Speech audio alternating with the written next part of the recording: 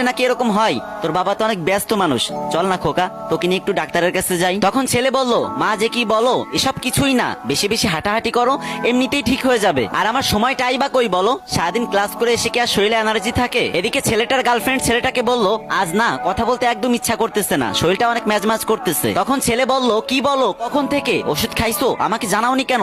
এক্ষুনি বের হও, আমি তোমাকে এখনই ডাক্তারের কাছে নিয়ে যাবো। আর একদম দেরি করবে না কিন্তু, না হলে শরীরে জ্বর এসে যাবে। এদিকে শুক্রবারে মা ছেলেকে বলতেছে, আজকে তো তোর ছুটি, চল না বাজান তোর নিয়ে একটু বাজারে যাই। প্রতিদিন বাজারের ব্যাগ টানতে টানতে আমার কোমরটা ব্যথা হয়ে গেছে, আজকে তুই আর আমি একসাথে বাজার করব। তখন ছেলে বলল, মা মাত্র একদিন ছুটি পেলাম, একটু শান্তিতেও থাকতে দিবা না? এদিকে ছেলেটার গার্লফ্রেন্ড ছেলেটাকে বলতেছে, ওই আমার কিছু জিনিসপত্র কিনা দরকার, তুমি একটু আসো তো। আর তুমি তো জানোই শপিং ব্যাগ ধরলে আমার হাতটা লাল হয়ে যায়। তখন ছেলে উত্তরে বলল, তুমি একদম চিন্তা করো না, তুমি রেডি হতে হতেই দেখবা বান্দা হাজির। আর এদিকে মা তার ছেলেকে বলতেছে, বাজান কতদিন তোর সাথে হাঁটতে বেরোই না, তুই যখন পিসি